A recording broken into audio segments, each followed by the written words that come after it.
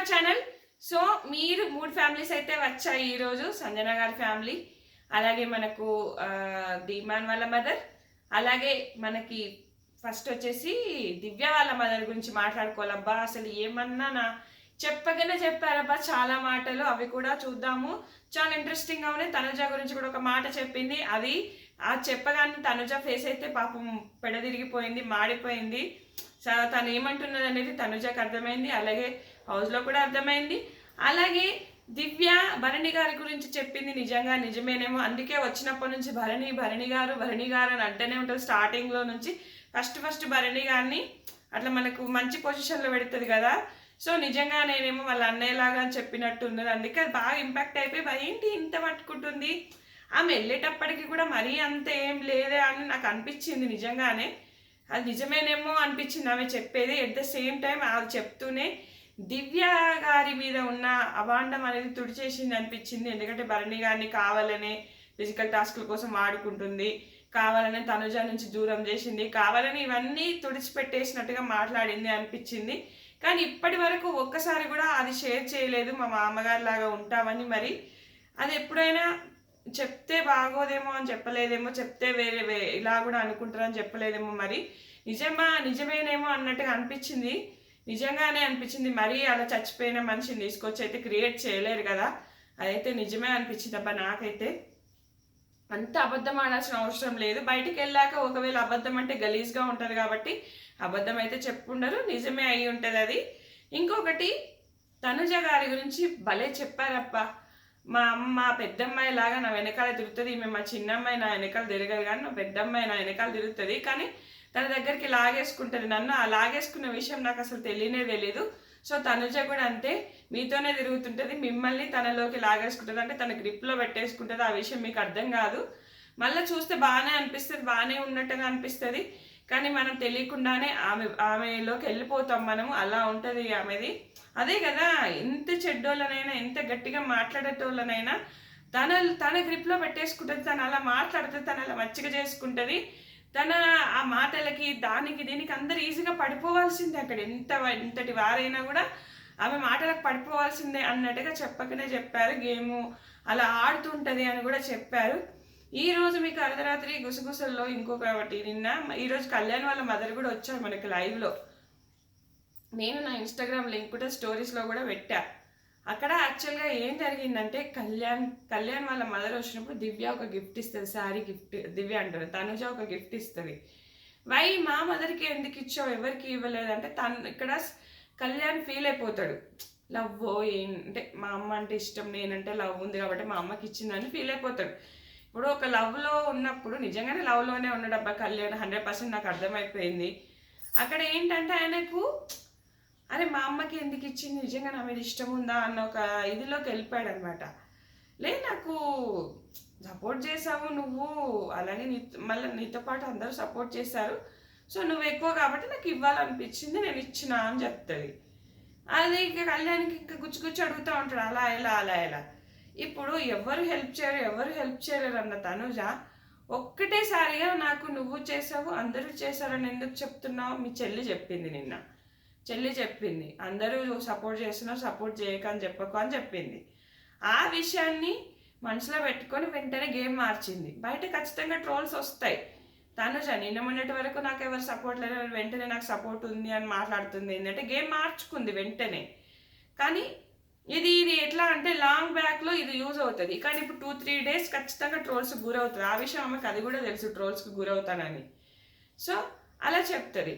చెప్పగానే అయితే ఒక మాట అంటాడు, మా మమ్మీది లవ్ మ్యారేజ్, అందుకే అంత లాయల్గా ఉంటుంది, నేను కూడా అలాగే ఉంటా అంటే తనుజ అంటది, అవును అందుకే ఎన్ని కష్టాలు వచ్చినా కూడా మీ డాడీని వదలలేదు మీ మమ్మీ, అలాగే పట్టుకొని ఉంది. మళ్ళీ మా మమ్మీకి నేను తప్ప ఇంకెవరు లేరు అన్నట్టుగా చెప్తాడు. నేను కూడా అలాగే అని చెప్తాడు. అవునా, నువ్వు కూడా అలాగైతే నీ ఫ్యూచర్లో వచ్చే వైఫ్ నీ గురించి చెప్పుకుంటుందిలే అని చెప్తుంది. అక్కడ చూడండి కొట్టి పారేస్తుంది, నేను నిన్ను లవ్ చేయట్లేదు అని, నీ ఫ్యూచర్లో వచ్చి నీ వైఫ్ నిన్ను అర్థం చేసుకుంటాలే అని చెప్తుంది. తర్వాత వెళ్ళిపోతుంది, చెప్పేసి వెళ్ళిపోతుంటే అంతేనా రా అంటే ఏమైనా మాట్లాడాలంటే రా అంటే వచ్చి కూర్చుంటుంది. డైనింగ్ టేబుల్ దగ్గర జరుగుతుంది. వచ్చి కూర్చోగానే ఇంకా ఏం చెప్పు అంటే ఇగో ఈ హౌస్లో ఈ 5 వీక్స్ వరకే మన జర్నీ, తర్వాత నీ జర్నీ నీది, నా జర్నీ నాది అని చెప్పేస్తుంది అబ్బా. కొట్టి వారేస్తుంది అబ్బా. నీ జర్నీ నీది, నా జర్నీ నాదని కొట్టి వారేస్తుంది. మస్తు ఏడుస్తాడు కళ్యాణ్ నిజంగానే ప్రేమిస్తుండు అబ్బా. కానీ కళ్యాణ్ ఇంకా మితిమీరి వెళ్ళొద్దు అని చెప్పేసి చెక్ పెట్టేసింది తనుజ. నిజంగానే చెక్ పెట్టేసింది కళ్యాణ్ ప్రేమకి. ఇంకా ఆమె కరెక్ట్గా చెప్పింది. ఫస్ట్లో కూడా చెప్తుంది అబ్బా, నువ్వు అందరినీ చూసినట్టే నన్ను చూడు, ఇలా చూడకు అని చెప్తుంది. కానీ తర్వాత మళ్ళీ ఇంత గట్టిగా చెప్పదు. గేమ్ కోసం అంటే ఆమె గేమ్ కోసం గేమ్ ఆడుతుంది అబ్బా. ఆమె మీకు అర్థం కావట్లేదు, లవ్ గివ్ కోసం రాలే, గేమ్ ఆడుతుంది. ఆమె గెలవడానికి వచ్చింది. అది కళ్యాణ్కి అర్థం కావట్లేదు. కళ్యాణ్ కన్నా ఆల్మోస్ట్ 10-12 ఇయర్స్ పెద్దది. ఒక ఇండస్ట్రీలో ఉన్న అమ్మాయి, ఒక సీరియల్స్ షో అన్నీ చేస్తున్న అమ్మాయి ఈ అబ్బాయిని ఎట్లా ప్రేమిస్తుంది అబ్బా? ఈయన సామాన్యుడు, చాలా సామాన్యుడు. ఇతన్ని ఎలా లవ్ చేస్తుంది అనుకుంటున్నాడు? ఎన్ని చూడలేదు ఈమె ఈ ఫీల్డ్ ఇలా వచ్చినప్పటి నుంచి. అది అర్థం చేసుకోవాలి కదా. ఇక్కడ నుంచి అయినా మారకుండా తనుజ దగ్గర తిరుగుతూ ఉంటే మాత్రం వరస్ట్ అంటే వరస్ట్ అబ్బాయి. ఇంకా అంతకు మించి ఇంకా చెప్పేది ఏం లేదు అనిపించింది నాకైతే. ఇది మీకు రేపు వస్తుంది ఎపిసోడ్లో, ఆల్రెడీ లైవ్లో జరిగిపోయింది. అసలు దివ్య వాళ్ళ మదర్ విషయానికి వస్తే సూపర్. ప్రతి ఒక్కరి గురించి చెప్తుంది దివ్య.